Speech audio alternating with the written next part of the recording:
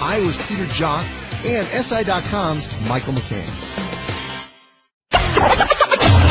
This is the Stephen A. Smith Show podcast. I'm Stephen A. Lots of stuff to get into. The number to call up today is 866-729-ESPN. That's 866-729-3776. I would really, really love to tell you that I'm extremely happy today. Had a great television show this morning. One of, if not the greatest soap opera actor in the history of this country. Eric Braeden, who plays Victor Newman on Young and the Restless, was a guest on First Take on ESPN this morning. My man, the one and only Maurice Bernard, who plays Sonny Corinthos on my soap, General Hospital, will be next. He'll be on in a few weeks. Having shows like that, having an opportunity to discuss sports, looking forward to talking to two Super Bowl champions that are scheduled to come on this show today, members of the New England Patriots, and Hogan and Mitchell, looking forward to talking to them. I was in a very good mood.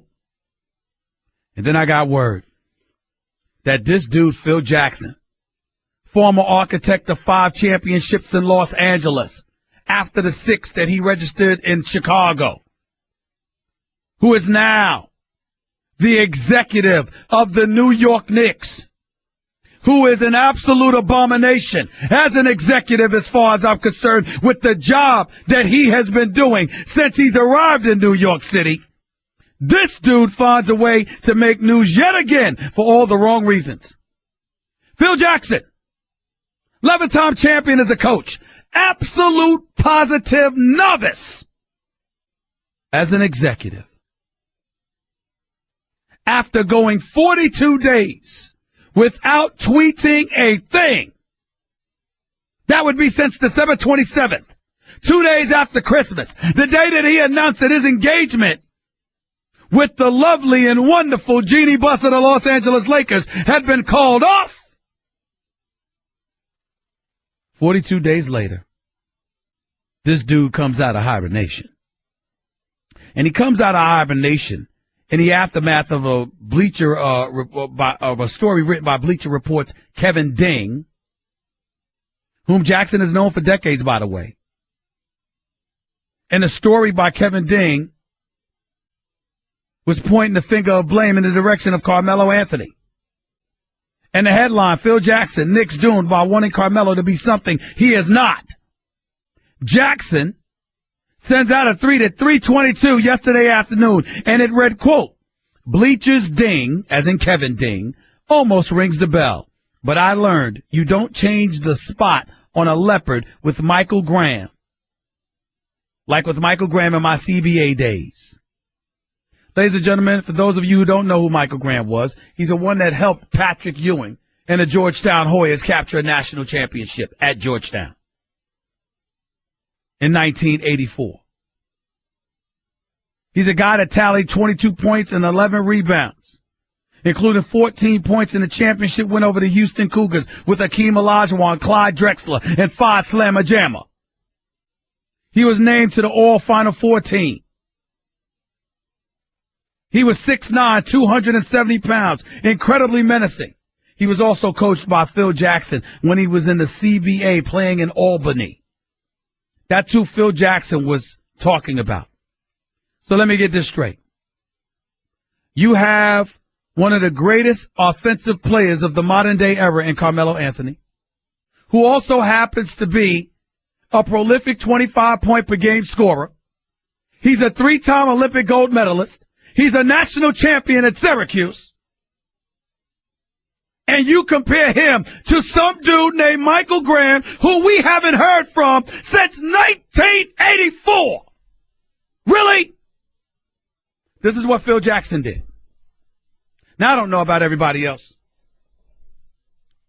but I'm going to tell you something. Phil Jackson is a sorry executive. Phil Jackson is an absolute damn joke. And it ain't because of his coaching, because he ain't the coach. I'm not talking about an 11-time champion as a coach. What do you think? I'm smoking something? I know better than that. But a legitimate argument can be that Phil has spent far too much time smoking something over the last few years because since he's arrived in New York, he hasn't done a damn thing. And I don't want to hear about his bad hips. Bad hips ain't got a damn thing to do with you picking up the phone, making some calls, and wheeling some deals. This same Phil Jackson, who inherited a team that was 127-103 with Carmelo Anthony in a New York Knicks uniform. And since Phil Jackson arrived, they are 71-146. I'm going to repeat that. 71-146. That is the Knicks record under Phil Jackson. Are you trying to talk about Carmelo Anthony? Could somebody explain to me what does Carmelo Anthony have to do with Phil Jackson giving Joakim Noah, who can't seem to rebound, pass, defend, move, or do anything else because of a bevy of injury and father time? This dude gets 4 years and $72 million, and halfway into year one, he looks like he can't play anymore. You got Derrick Rose, who's getting $21.3 million, who you decided to bring to New York City, and what is Derrick Rose doing? He disappeared and never even told the team. The team actually was looking for him. They thought something had happened to him. He said he didn't want to be a distraction. So disappearing and not calling any damn body and leaving an entire organization hanging. That didn't cause any more. That didn't cause any kind of distraction, did it? Phil Jackson's also the dude that hired Derek Fisher as a coach, who never had any coaching experience whatsoever and gave him $5 million a year. He's also the dude that has Kurt Rambis there. I mean, you got to be kidding me. You can't make this stuff up. I have said this before, and I have said this again. Get Phil Jackson the hell out of New York. Los Angeles, take him. You got championships to fall back on, so when his inept executive self sullies your franchise even further, you can forgive him somewhat, because at least he delivered 5 championships to your town. He ain't done a damn thing since he got here in New York City. And I need to start staying here because I'm back and forth between New York and LA all the time. But you know what I'm saying. This is a disgrace. And I'm going to say this one last time. This marriage, if that's what the hell you want to call it, needs to be annulled expeditiously, as in quick, fast, and in a hurry, as in right now before this trading deadline expires February 23rd. Because, ladies and gentlemen, I got to admit to you, I don't know what Carmelo Anthony is going to do to this man. Thank God Carmelo Anthony has great family, great friends, great loved ones, and great friends in the league. Because Carmelo Anthony does not like this man. He does not like Phil at all. And from the looks of it, the way Phil antagonizes him and throws him under the bus and tries to point the finger of blame in his direction, I don't blame him. Phil ain't done a damn thing to me, and I can't stand him. Get him the hell out of town, please.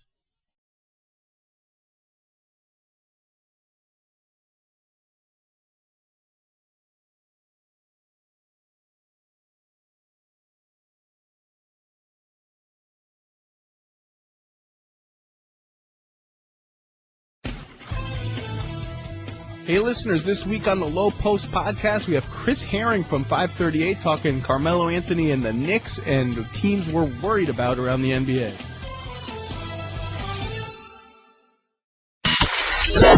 You're listening to the Stephen A. Smith Show podcast. Sandwiched by 2 Super Bowl champions, wideout Malcolm Mitchell. And, of course, the man with the strip sack himself that basically saved the day for the New England Patriots, Dante Hightower. I told y'all Chris Hogan was going, but Chris Hogan was on a television show. He got other things to do right now. It doesn't matter. Dante Hightower and Malcolm Mitchell are here with me. Fellas, congratulations. How does it feel to be a Super Bowl champion? Well, I'll let Mitch have this one. Let him answer this one first.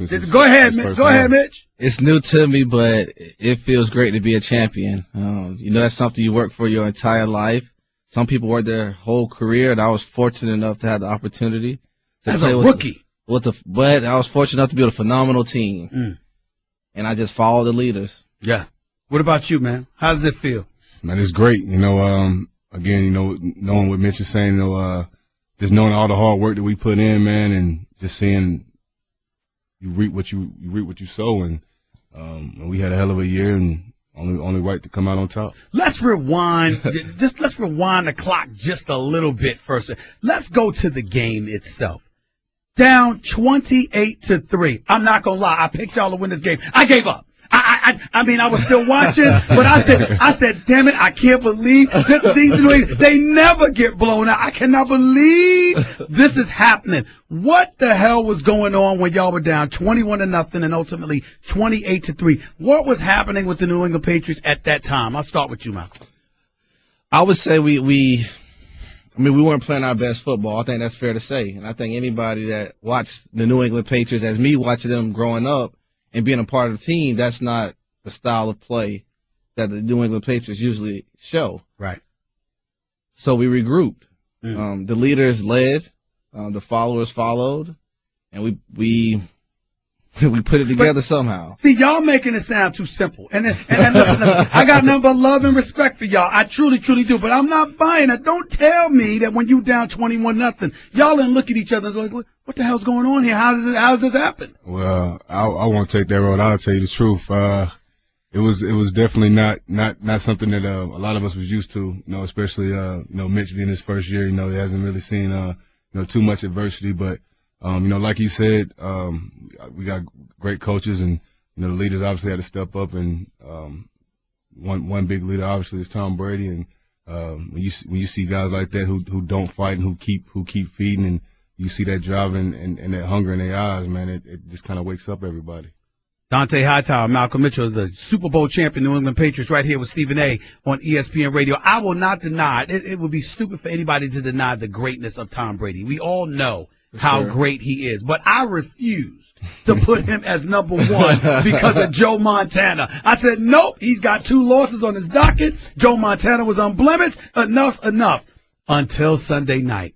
To see this man come back in the second half, particularly midway through the third quarter to the end of the game in overtime, I could not believe what I was watching. I've given up. Tom Brady is the greatest I have ever seen. How do you feel playing with him, having him as a teammate, knowing what he can do?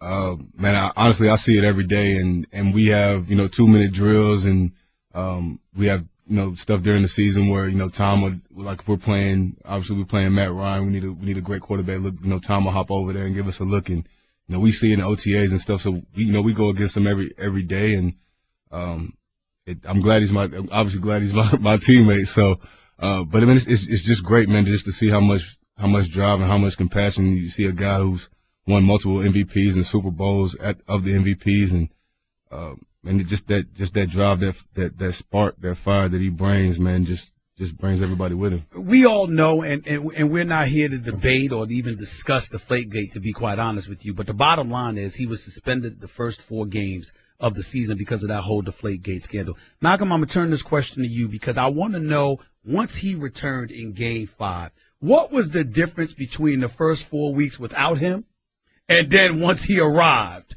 For after the 4 games, what was the difference on that offense in your mind? I'm talking attitude, not just performance, just everything. I would say, the first 4 games we competed, we worked as hard. Tom was still supporting the team. There's no replacement for somebody who plays football the way he does. And when he came back, he gave it everything he had, and we just followed along. We just kept the train rolling. We didn't hesitate. We didn't stop. Did you see a guy ticked off? Did you see a guy that was like literally walked to the camera and went like this? I am going to wreak havoc throughout this entire damn league. Did you see that guy? You could see that. with a nice way of saying it. Tom is very modest and yeah, he is, and very humble, and I think that's kind of sets him apart, and kind of makes you appreciate him even more because he's so modest and humble, man. But he might not say it, but I think everybody, in that organization, especially in that locker room, could see it in his eyes. He'd see the way he prepared and the way he was getting ready, for the 4 games. Mm-hmm. And then obviously when he got back, but just the overall determination, man. You know, we're talking to Dante Hightower and Malcolm Mitchell, the New England Patriots, the Super Bowl champion New England Patriots, right here with Stephen A. on ESPN Radio. You know, listen, Bill Belichick has had his issues as well, but I got to tell you, what amazes me about him, and I wanted to bring this up this morning on First Take, but I didn't get an opportunity to. I see guys that walk away from the New England Patriots that end up playing for somebody else. No one ever says that they would rather play for anybody other than Bill Belichick. What is it about this guy? What is so special that has made him so great in your estimation? You know, I played, I've been with Bill for 5 years, and then I played with his protege, Nick, 4 years at Alabama. And, yep. Definitely see, you know, a lot of Bill and Nick. You can definitely tell, you know, why, you know, Bill's been so successful, you know, since he's been with Baltimore Colts. I mean, it's his first year. So, you know, overall, just the way he carries himself, I think for the most part, obviously it's more business than anything, but you know, I think just the way he carries himself, he knows what it takes, and guys know that. And you see guys like, you know, Chris Long, or guys who come from different teams like Eric Rowe and Jabal Shear, Calvin Noah, and you see those guys come in and buy in to what it takes, and we turn things around, and he's a hell of a coach, and he does a great job of just getting his players to just trust him. And let's go back to the offensive side of the ball in this respect. Every time we talk about receivers for the New England Patriots, we've talked about somebody like a Randy Moss from back in 2007, because Randy Moss is Randy Moss. He'll be in the Hall of Fame probably next year. For sure. But when we look at the other receivers, there's no doubt that there's been a bevy of talented receivers, but everybody is perceived as being a product of Tom Brady. Do the receivers themselves, do y'all look at it that way? Or is it one of those situations where it's like, no. We ain't no product of Tom Brady. We some bad boys ourselves, and we want to show the world what we can do. What's the attitude that y'all have being on the field with somebody as great as Tom Brady when you're going up against the opposition? The attitude we have is we have one of the best quarterback in the game, and it's our job to do what we need to do to get open and make plays when our name's called upon. All the outside noise, I can honestly say we really never pay attention to. We grind, we work hard, and we just get ready to play every game. Are y'all going to repeat? Man, I'm just trying to soak this one up right now. I ain't even got to really to relish it, man. Honestly, man, I don't think just I've been the thought asleep to yet. actually just the Right. man 28-3 dog. I mean, Yep. that alone is just 28-3 against Matt Ryan and this crew. And I'm wondering, how much should we all fear the Atlanta Falcons, considering the weapons that they have and who's returning? Do you expect that it could potentially be a rematch? Do you look at it that way? Or are y'all going to tell me y'all think about the Cowboys or somebody? I mean, please don't tell me that. Please don't tell me that. Man, honestly, man, they got a really, really good offense, and obviously, you know, off season and all that stuff will counteract and move a lot of stuff. But I mean, they obviously have a great team, and you know, Quinn's done a great job since he's been down there, and you know, Matty Ice is Matty Ice. He's a great quarterback, and they got a real good receiving core and two good running backs. So, but how much does practicing against Tom Brady every day? It helps a lot. Helps when you're going up against a Matt Ryan. Absolutely. I mean, there's no other way to counteract going against a great quarterback. I mean, there's a lot of, you know, really good quarterbacks, but there's not as many great quarterbacks. And Tom Brady, Matt Ryan, Aaron Rodgers, Drew Brees. I mean, those are some guys that it's hard to duplicate at practice. And I mean, whenever you got Tom Brady, I mean, it doesn't get better than that. So, you know, having him, whether it's him checking plays or him, you know, just going through us, talking to us, and let us know, you know, what are you seeing? What are we doing that tips your hat? What disguises or whatever. So, you know, that only helps us get better, and you know, we take advantage of it. Dante Hightower, Malcolm Mitchell,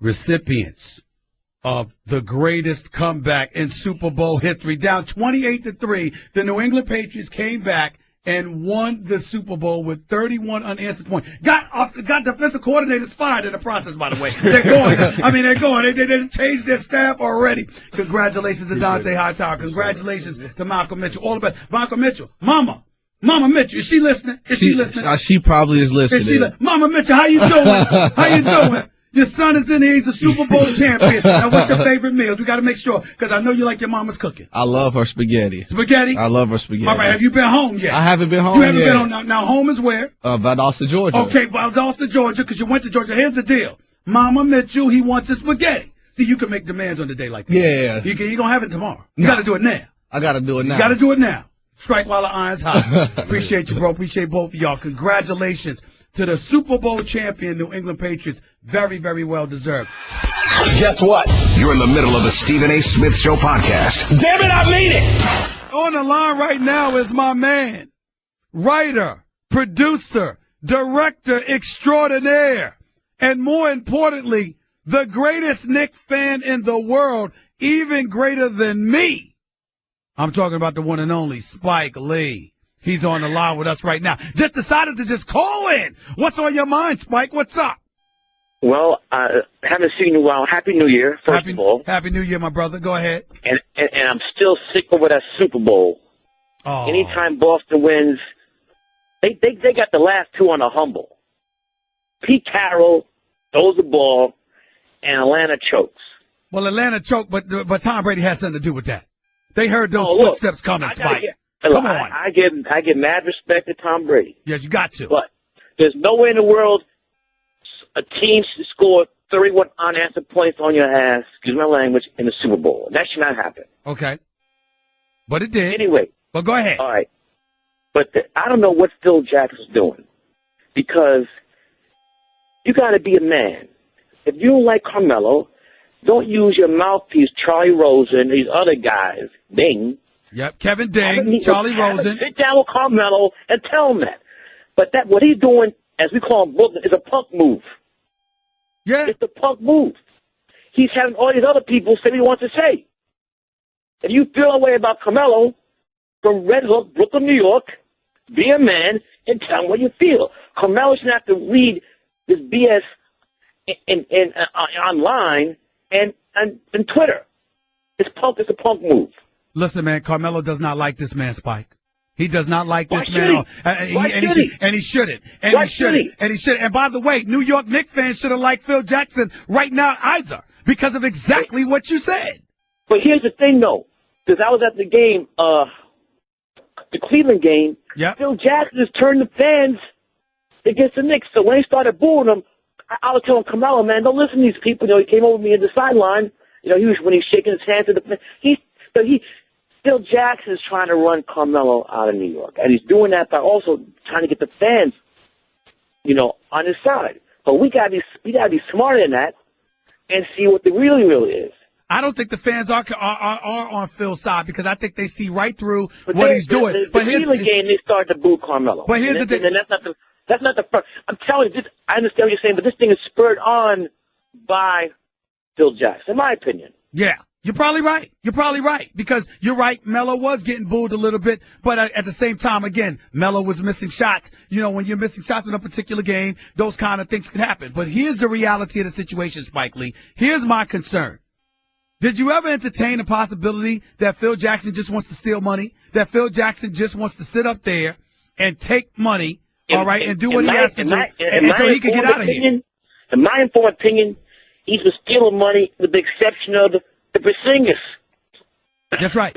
Well, listen, with the exception of Porzingis, drafting Porzingis 4th overall, wow, that took something great to do. I mean, giving Joakim Noah 4 years, $72 million. The man ain't ready halfway into the season. He looks like he's done. Derrick Rose goes AWOL, doesn't want to be a distraction to the team, but has the entire team worried about whether or not something happened to him because he didn't show up and didn't call anybody. Courtney Lee gets $50 million. The combination of Courtney Lee and Joakim Noah prohibited the Knicks from getting Dwayne Wade, who would have been a championship presence inside the locker room. Don't get me started with Phil Jackson. My question to you, Spike Lee. You think Dwayne Wade would come to New York instead of Chicago to go home? Yes. For the right money, Dwayne Wade would have come to New York.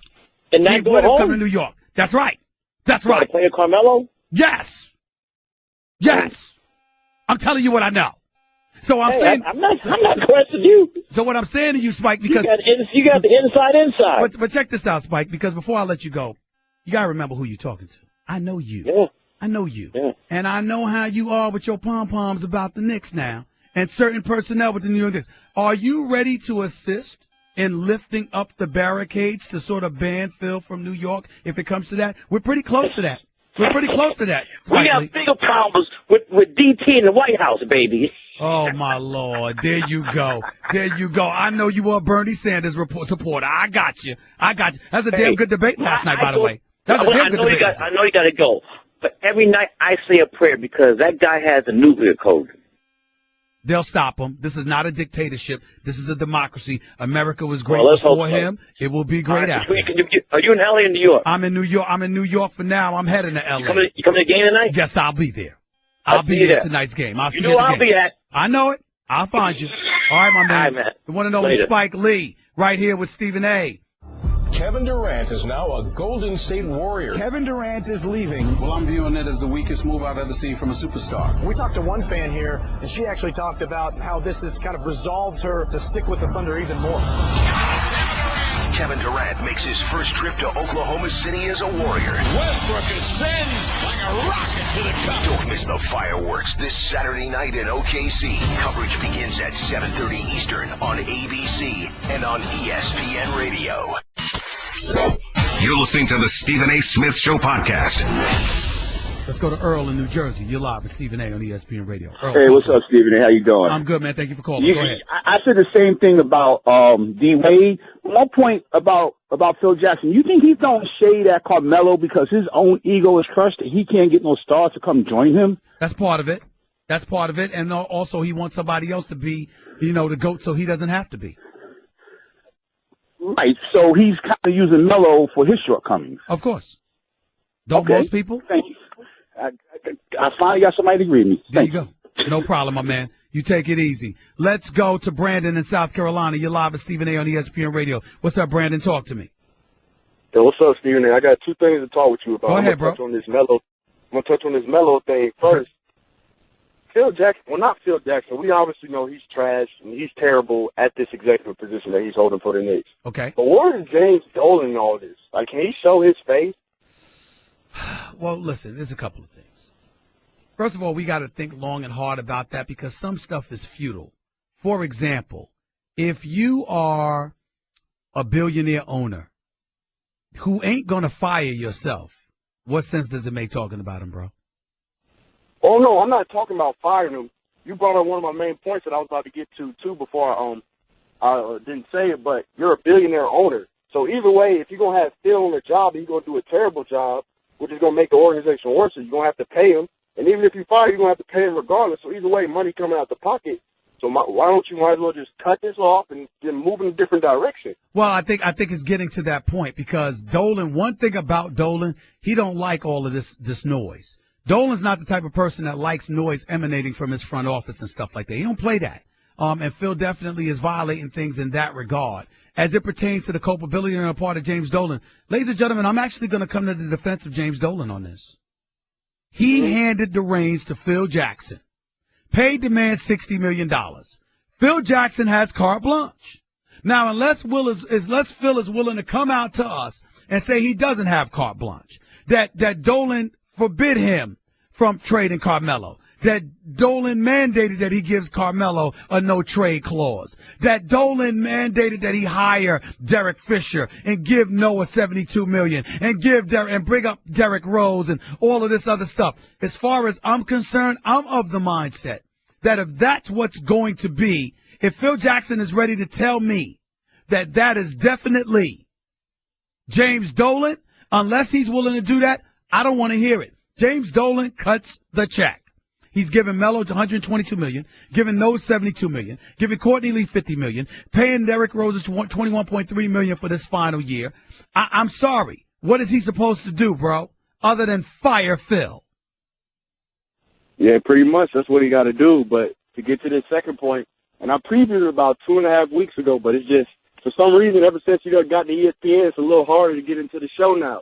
But the point that I previewed was that. Well, let me tell you why. Let me tell you why real quick. First of all, I never thought this would happen, but I'm getting even more callers now. I got thousands of calls an hour on Mad Dog. Now I'm back on ESPN Radio. The lines are consistently filled Not to mention it's a slight bit shorter because our clock is different. But we're going to remedy that situation. Don't worry about it. But go ahead. All right, that'll be good. But now, I previewed the point. I was like, you can't be picky with greatness. And saying that for the last 2 minutes of a game, you don't need LeBron James, that's just idiotic to me, and that doesn't make any sense because LeBron is a player that can do a lot of things on the floor, a lot of things. And another point you brought up, but it kind of contradicted what you said about LeBron previously. Yeah, just hurry up. Go ahead. Oh, yeah. One of the ways you contradicted yourself was when y'all came up with that little closer segment, you and Max, y'all talking about who you want, KD or LeBron. Now, the part you specified about LeBron as to why you chose KD was the shot. Now, I agree with you there, and just to take it back a little bit, I wouldn't want Magic Johnson to shoot my shot. Even though I was born in 94, I want the ball to go to Kareem. I want the ball to go to James Worthy or something like that. Now, I agree with you on that shot. All right. But as far as just a whole 2 minutes, that don't make no sense. Well, it don't make no sense to you. That just means you don't comprehend. But we can talk about it another time. It don't mean I'm wrong. At the end of the day, when I look at a surreal talent, and I'm talking about the ball being in somebody's hands, I have no doubt that LeBron will make the right play, but I'm thinking about finishers. That doesn't make Kevin Durant better than LeBron James, but since he's a better shooter, more accurate from the free throw line and more accurate from the perimeter, and being a prolific scorer that he is, am I the person that would want the ball in his hands as opposed to LeBron with a last-second score needed to win? I would pick KD because I think that KD's a better shooter, a better marksman, not that he's a better player. If you can't understand that, you don't know basketball. Let's go to Len in North Carolina. You're live with Stephen A. on ESPN Radio. Lenny, go ahead. What's going on, big brother? I'm good. Talk to me real quick. How cool was it to sit there and talk about the Lakers with Eric Brayton? Well, was that cool or not? It was great, but for me personally, I've known him for years. We've been friends for years. We have dinner every time I'm in L.A., so it was nothing new to me because he's always complaining to me about the Lakers, but it was fantastic and phenomenal having him fly all the way in to come on First Take. I loved it. You know what? Could you do a crossover where you go General Hospital where Sonny Corinthos teams up with Victor Newman and just takes over the world? Possibly, that would be awesome. Possibly, but Sonny Corinthos, a.k.a. Maurice Bernard from General Hospital, is coming on General Hospital. Yes, he is. Okay. I'm sorry. He is coming on First Take. Yes, he is. Okay. All right, cool. But to get back to your Knicks, man, what would be the ramification if Dolan just said, you know what? Phil, your distraction. You got to go. The only ramification would be Dolan's pockets. So he would still have to pay Phil. Yes, is what you're saying. He owes Phil $24 million after the season. Okay, but then what would be the ramification for the team? None. Nothing. So none. Okay. None. Then why is he not pulling the trigger? Because Dolan doesn't want to let him go yet. From his track record, I'd let him go. He's got to go. Yeah, I think it's time for Phil. I don't think Phil is the right man for the job as an executive. I really, really don't. I agree. I think they need to go in a different direction. And I thought this was a 6 seed back in early November. I thought the Knicks could potentially battle for a 5th or a 4th seed within the Eastern Conference. And then I watched stuff unfold. I'm not high on Jeff Hornacek. I'm not saying he's a bad coach, but is he the answer? Me personally, I just think Mark Jackson should be the head coach for the New York Knicks. Exactly. I think Mark Jackson should be the coach for the New York Knicks, and I think that if Phil Jackson's not going to be there, although I like Steve Mills, I think Steve Mills is better as the right-hand man of James Dolan. I believe that Joe Dumars should be an executive that is brought in for the New York Knicks. That's just me. Lenny, I got to go, man. I appreciate you as always. Guess what? You're in the middle of the Stephen A. Smith Show podcast. Damn it, I mean it! Kevin Durant makes his first trip to Oklahoma City as a Warrior. Westbrook ascends like a rocket to the cup. Don't miss the fireworks this Saturday night in OKC, 7:30 Eastern on ABC and on ESPN Radio.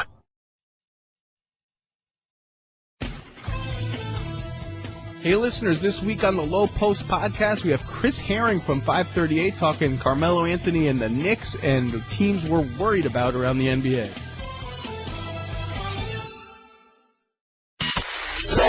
You're listening to the Stephen A. Smith Show podcast. Doc Rivers, the coach of the Clippers, is so disgusted he don't even want to talk about it. He says, we're dealing with the good dudes we have here. You don't want to talk about Carmelo, you don't want to think about it. Fair enough. I would say to Doc Rivers, consider something. Because the Clippers is pleasantly constructed. They ain't winning a damn thing. I can promise you that. They're just not going to do it. Blake Griffin's a star. He can play. He's not a scrub. And we all know that Chris Paul's a superstar point guard. But they're not built to beat the Golden State Warriors. They're just not constructed in the right way.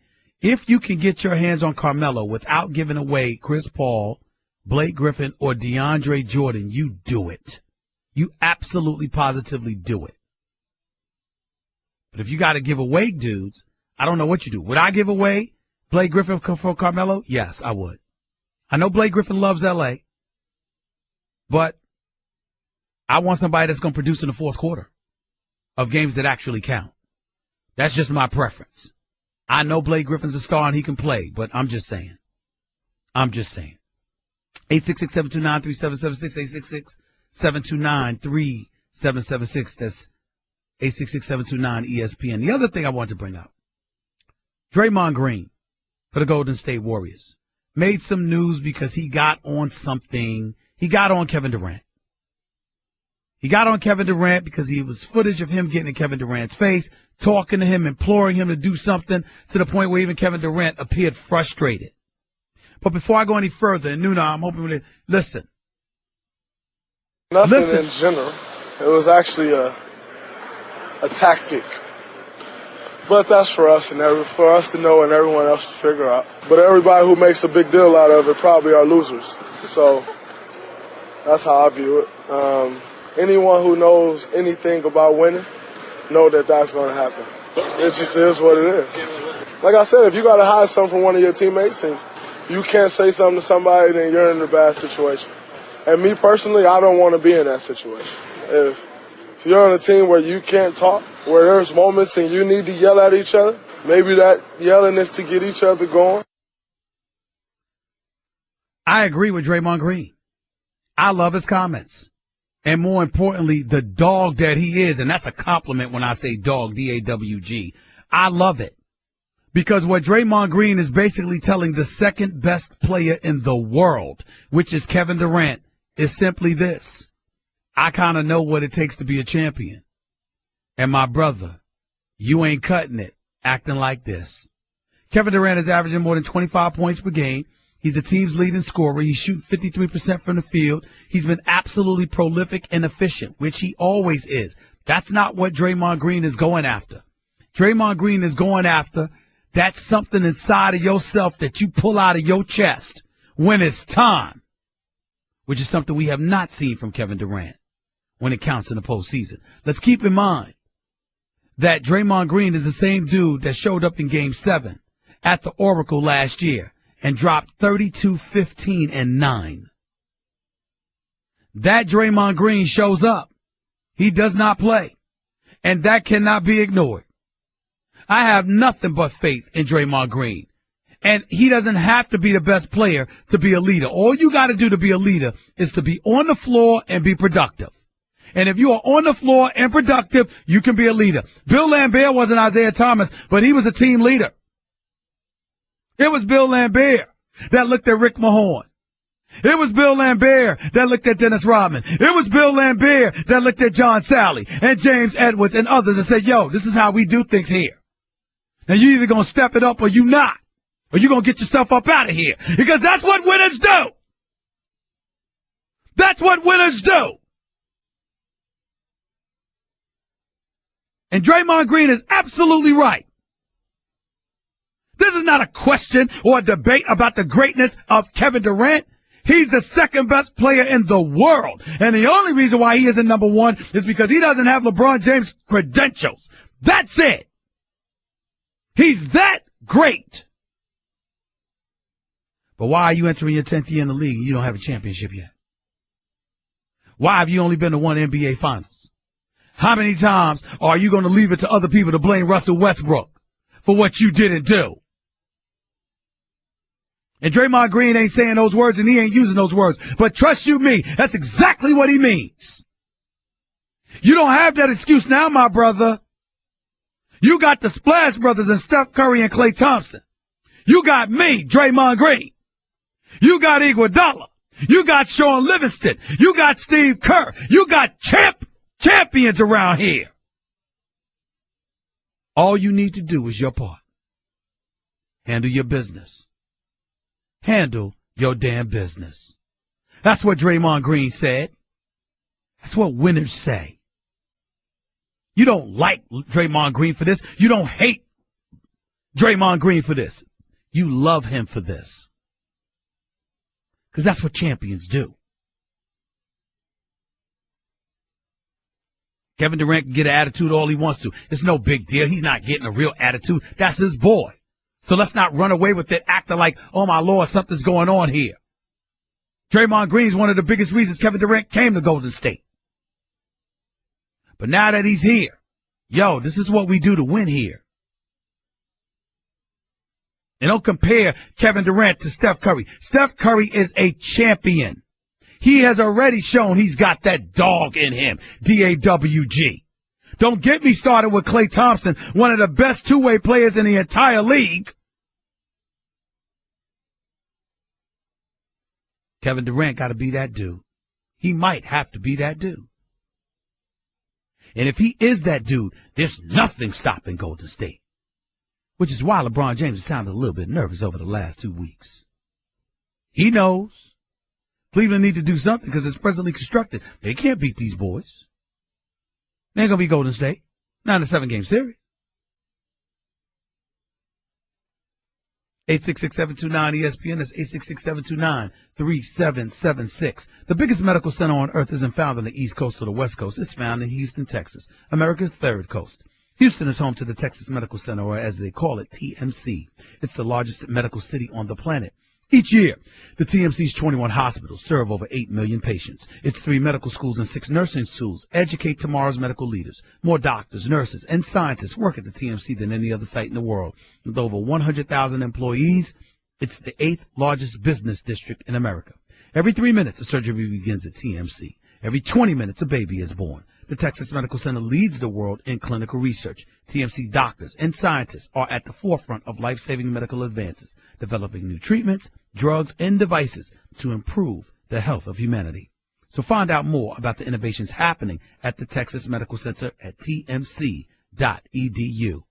866-729-ESPN is the number to call up. That's 866-729-3776. You heard what I had to say about Melo and Phil Jackson. You heard what I had to say to the New England Patriots. You also heard about what I had to say in regards to Draymond Green talking to Kevin Durant in emphatic fashion. That is. I'm Andy Katz from ESPN, along with my co-host Rick Klein of ABC News. On the latest edition of Capital Gain, we're going to discuss President Trump's controversial executive order. We'll discuss it with Iowa's Peter Jock and SI.com's Michael McCann. You're listening to the Stephen A. Smith Show podcast. Let's go to Louis in Cali. You're live with Stephen A. What's going on, Louis? Stephen A. What's happening, Stephen A? I'm good. Talk to me. I just wanted to say, man, Draymond Green is going to have a rub-off effect on Kevin Durant that's going to elevate his game from being one of the best players in the game to owning, I believe, the next decade. And he's going to place himself among the greatest ever because of the change in the mentality that he's going to experience this year. Because Kevin Durant, as great as he is, he's an efficient offensive force. But when he gets to a point where he's on attack mode all the time, offensively, defensively, and that mentality matches up with his talent, man, that's going to put him on that next level, on the Kobe-esque, Michael-esque level. You know what I'm saying? And I think he's going to dominate this league in a way that we've never seen before once he develops that mentality. And I think Draymond Green has that spark in him that's going to turn Kevin Durant from like a young lion, like a young pup with a growl, to a lion, a full-grown lion. Once upon a time, I didn't think that could be developed. I thought you had it or you didn't. But I watched it develop in LeBron James because he's not the same dude that he used to be. LeBron James used to be scared to have the ball in his hands early in his career because he wasn't that confident at the free throw line. That's not LeBron James anymore. he steps up and he handles his business in most pressurized situations. So I'll give credit where credit is due. You're right about that, Louis. I appreciate the call. Kaylin in New Jersey, you're live with Stephen A. on ESPN Radio. Kaylin, good afternoon. Good afternoon, man. I just wanted to say I'm a native Philadelphian, and growing up, you were like my Bible for Allen Iverson. So I've been following you for a long time, and I actually follow you on Twitter, too. Thank you, man. Go ahead. As far as the Melo and Phil Jackson goes, I don't know what's going on with Phil Jackson. I don't know if he's seeing Tex Winters right next to him all the time or some type of illusion or something like that. But he's got to go, man. And I'm not even a Knicks fan. I'm a Sixers fan. But all my friends are diehard Knicks fans. I think the game of basketball has passed Phil Jackson by. Everybody doesn't stay on top of the coaching game or on top of the general managing game like a Jerry West or Greg Popovich or anything like that. And I think Phil's been going on those 11 rings for a little bit too long. I think it's time to go. I agree. It's definitely the case in New York. I don't mind him in L.A. or someplace else, but he damn sure don't need to be with the Knicks. He don't want to be here anyway. That's the real key in all of this. He really doesn't want to be here. Let's go to Sam in Uniondale. You're live with Stephen A. on ESPN Radio. What's up, Sam? How are you?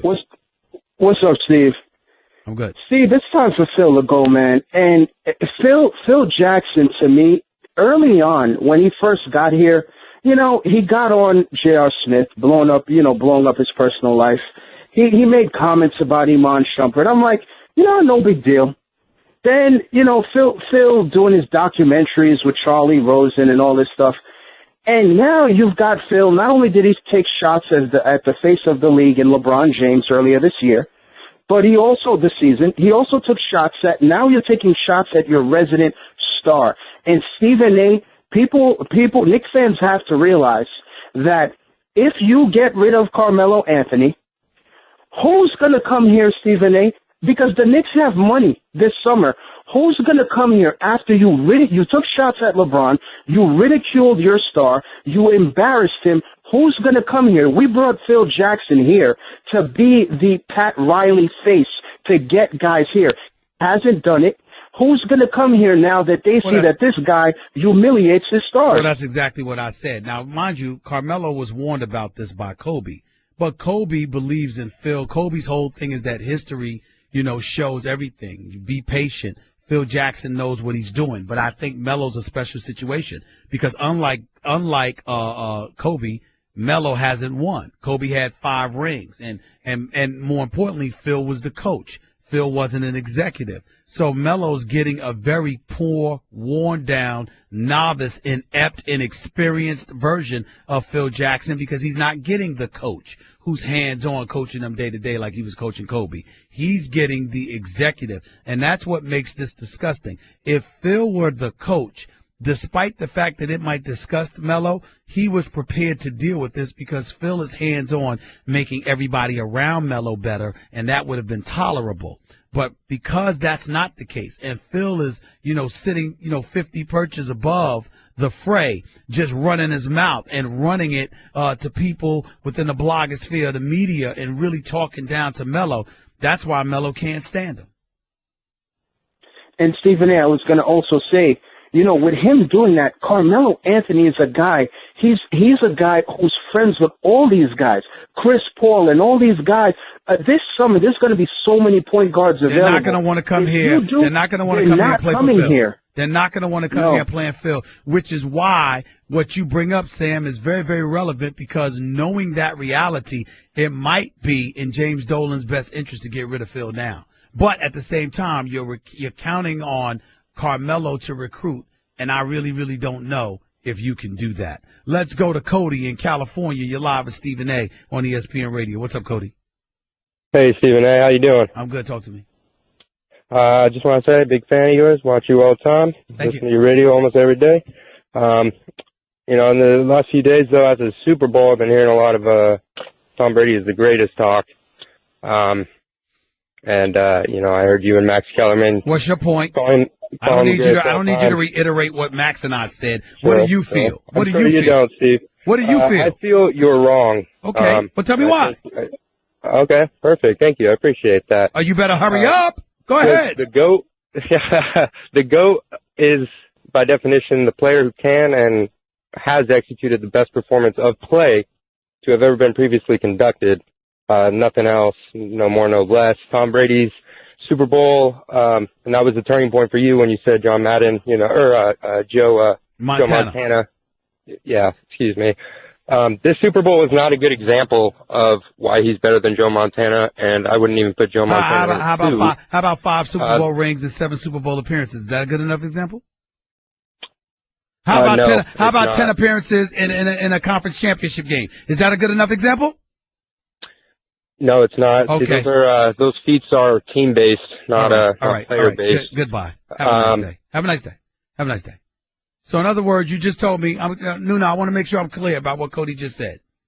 10 conference championships don't mean anything. 5 Super Bowl titles don't mean anything. 7 Super Bowl appearances don't mean anything because those are teams, not the individual. What was Joe Montana playing by himself? Wasn't Jerry Rice on those teams? Wasn't the White Clock on one of those teams? Wasn't John Taylor on those teams? Wasn't Ronnie Lott on those teams? Did he play by himself? I mean, people just amaze me. People just amaze me. Guess what? You're in the middle of the Stephen A. Smith Show podcast. Damn it, I mean it! Cleveland Browns finished 1-15 this year. They have not had a winning record since 2007. A matter of fact, that's the only time they've had a winning record since they last made the playoffs in the year 2002. And as a show of respect and common decency, what they have done is they've decided that, you know what they're going to do?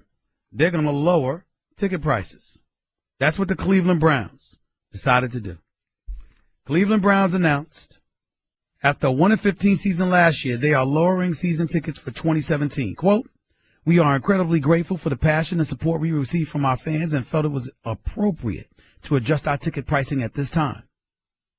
We have decreased a significant percentage of ticket prices because it was the right thing to do for our fans." This is according to Vice President of Communications, Peter John Baptiste.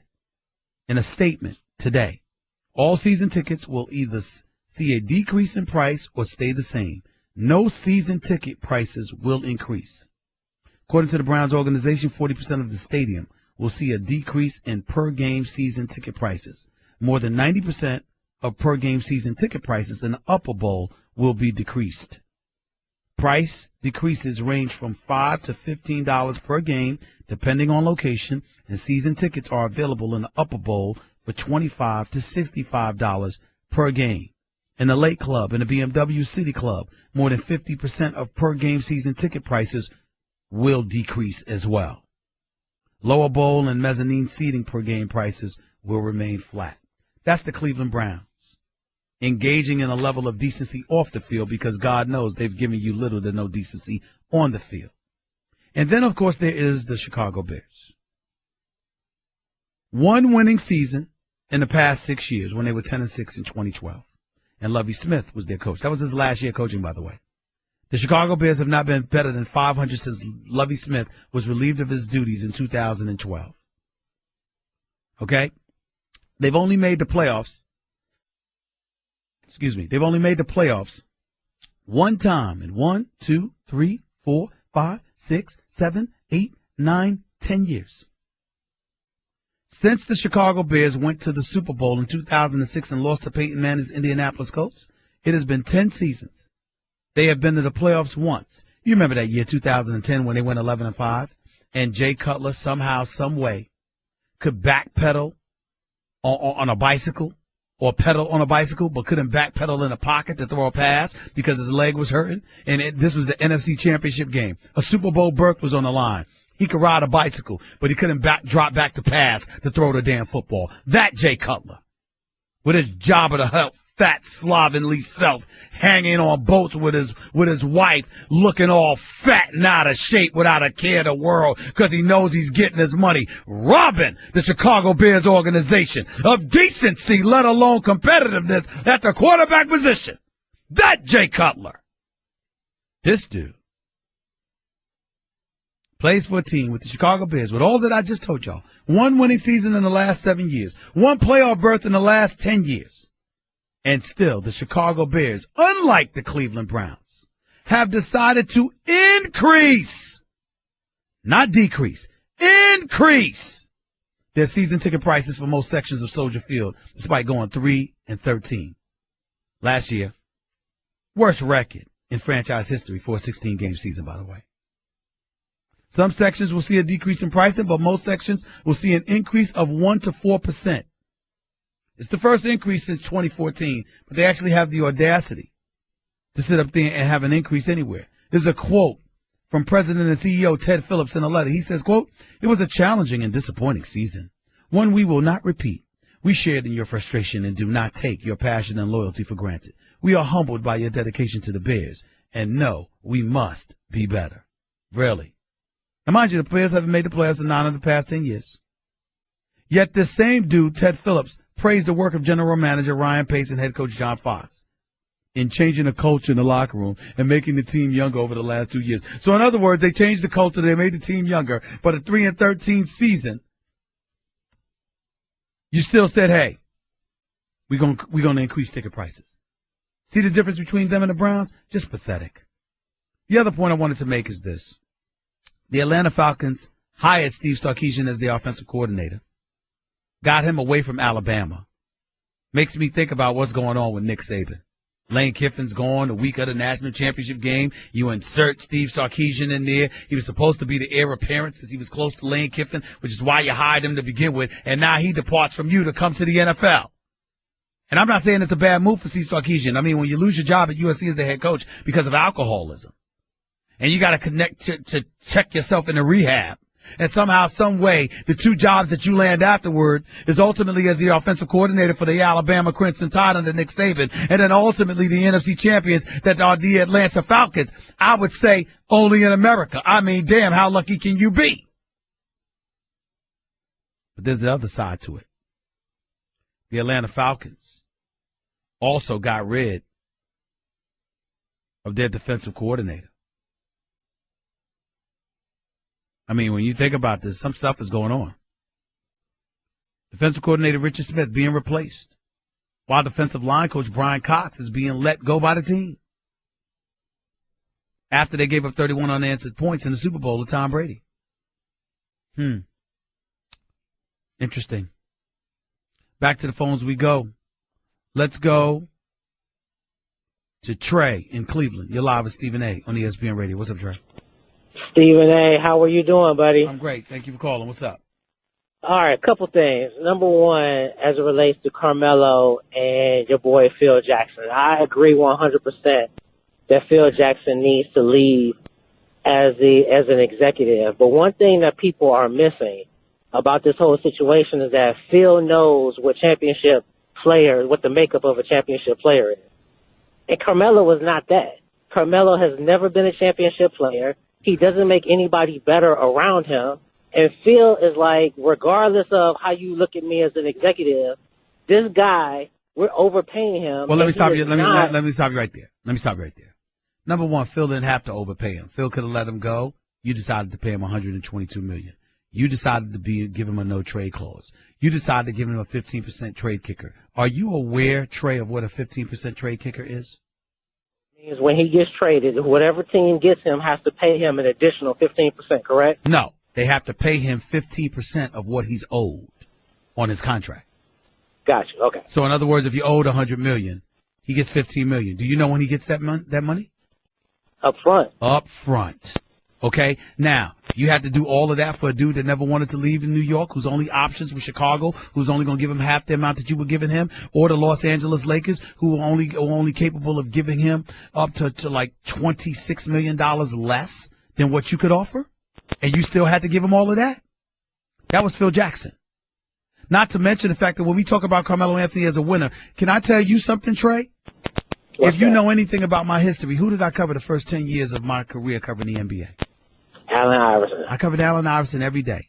Allen Iverson was 6'1", an absolute scoring machine, but he was a headache, because he wanted to shoot the ball. Larry Brown wanted him to pass the ball. get other people involved and all of this other stuff. Remember all of that, Trey? I do. What did Larry Brown, Billy King, and Pat Croce do? They built a team around Allen Iverson. And if he did not run into Shaq and Kobe, Allen Iverson would be an NBA champion. The difference between Carmelo Anthony and Allen Iverson is that Allen Iverson has the heart of a champion, and Carmelo Anthony has never shown that. Here's my problem. Here's my problem with what you're saying. Carmelo Anthony, when he had a decent team, he went to a Western Conference Finals. He, too, ran into Shaq and Kobe in the Western Conference Finals when he had Chauncey Billups. A matter of fact, every single time that Carmelo Anthony has excelled on a basketball court, he had a point guard, whether it was Chauncey Billups in Denver or whether it was Jason Kidd in New York or during Olympic competition. I'm saying to you that you have some individuals that it ain't about their skills. What it's about is what you put around them, because their skill set mandates that they can only do but so much for you, because that's simply their game. I will concede to you that Melo is not that LeBron dude. He's not that kind of dude or anything like that. But don't tell me that the scoring machine that he is, that you couldn't figure out a way to put other requisite parts around him to at least make you respectable. That's what we're talking about here, Trey. Mike Woodson got Carmelo and them to the semifinals of the Eastern Conference on 54 wins. Phil Jackson has 71 wins in 2.5 years. Right. I got you. That's the difference. Well, that's the problem. The other thing that I wanted to say, and I know I'm going to take some heat for this, but, you mentioned Kevin Durant and Draymond Green. And Draymond Green, at the end of the day, Draymond Green gets way too much. I don't need to qualify. I need you to get to your point because we're running out of time. Just go ahead and say what you got to say. I got you. Draymond Green is the most overrated player in the NBA. And yes, I am from Cleveland. Well, let me tell you why you're wrong. LeBron is the only player in the NBA now, and he understands what it takes to go back to back. Trey, stop that. That's not true. That's not true. Here's the deal. Here's what you have to understand about Draymond Green that you're being disrespectful about. He's got the heart of a champion, A, but B, and more importantly, he plays his role on the team he's on. There's something to be said for that. Is he LeBron and guys like that? No. But the role that he has to play is perfect for the team that he's on. And you can't take that away from him. Kevin Durant is now a Golden State Warrior. Kevin Durant is leaving. Well, I'm viewing that as the weakest move I've ever seen from a superstar. We talked to one fan here, and she actually talked about how this has kind of resolved her to stick with the Thunder even more. Kevin Durant makes his first trip to Oklahoma City as a Warrior. Westbrook ascends like a rocket to the cup. Don't miss the fireworks this Saturday night in OKC. Coverage begins at 7:30 Eastern on ABC and on ESPN Radio. Guess what? You're in the middle of the Stephen A. Smith Show podcast. Damn it, I mean it! Got to get to the calls. They need to be quick, concise, to the point. Because I got to get on out of here. 98.7 FM New York. 710 ESPN LA, and of course, Sirius XM, ESPN Radio, Channel 80. Big Mike in the Bronx, you're live with Stephen A. on ESPN Radio. What's up, Big Mike? What up, Stephen A.? Real quick, I'm going to tell you right now, this is how we fix the Knicks. All the fans got to stop going to the games, all right? Dolan don't care. Stop going to the games, all right? When we stop going to the games and he sees the seats full and he doesn't get his pockets full, it's over. Then he'll start making changes. And number two, someone other than Melo needs to step up and tell Phil to either shut up, make a move, all right, or keep our business quiet. Because if it would have been Ewing would have not, let me tell you, Oakley or Starks or anyone or Mason would have told their GM, right, hey, keep it in-house. The only person right? the only person that can tell Phil to shut up is James Dolan. That's it. Got to run, though. Thank you. Let's go to Calvin in Chicago. Real quick, Calvin, you're live with Stephen A. What's up? What's going on, Stephen A? Just 2 quick points. First point, I agree with you. Phil Jackson made a mistake by signing Derrick Rose and Joe Noah because they didn't prove to be worth a cent, in my opinion. The second thing is, Stephen, I know you're fair. The thing is, I got to say, it's time for Paxton and Gar Forman to go, too. It's kind of like the Marvin Lewis examination. You've been there 14 years. You ain't got nothing done. I think it's time to go in a different direction. What I'm going to say is this. I'm not going to say it's time for them to go, but I'm not going to defend Paxton and Gar Forman, 2 guys that I respect. Here's why I'm not going to defend them. In the end, it's one thing to push Tom Thibodeau out of the door because you don't believe you can work with him. It's another thing entirely for you to turn around and to replace him with Fred Hoiberg, who is a great guy and a lot of people believe would be a really good college coach. But I had one guy on the team tell me they call him a perfectly third assistant. Come on, man. You can't have that guy there replacing Tom Thibodeau. That's the problem with that. Let's go to Jim in New Jersey. You're live with Stephen A. on ESPN Radio. What's up, Jim? Hey, what's up, Stephen A? I'm Hey, good. the fact of the matter is Tom Brady, hands down, is the best quarterback of all time. All right? This day and age, this class of football it's different than what it was when Bradshaw and all them were back. It's different. It's just different. 5 Super Bowl rings? Come on. The guy is hands down number one. And I'm a Cowboys fan. I know you're going to hate on that. I am going to hate on that. That's why I'm going to tell you goodbye right now. Take it easy. Have a good day. Isaac in Virginia, you're live with Stephen A. on ESPN Radio. What's up, Isaac? Hey, I wanted to come on and talk about the Eastern Conference. I look at 3 teams: the Celtics, the Wizards, and the Raptors. In terms of the best shot against the Cavs, I love the Wizards because the combination of Beal and Wall. If they play like they play the way on Monday night, I think they got a decent shot of maybe taking it to 7 games in the playoffs. But what's your thought? Listen, I believe that John Wall and the Washington Wizards can push this to Game 7 of the conference. I'm sorry, not a Game 7, but I think they can push this to the conference finals. I think the Washington Wizards can beat Boston, they could beat Toronto, and they could get to the conference finals. That's where I'm at. All right. Thanks, Stephen A. Thank you. Let's go to Adrian in what is this? What is it, Chicago? You're live with Stephen A. on ESPN Radio. Hey, What's up, man? What's up? What's up, man? You the GOAT, number one. I appreciate it. Where are you from? Where are you calling from? Aaron Rodgers' hometown. Where's that at?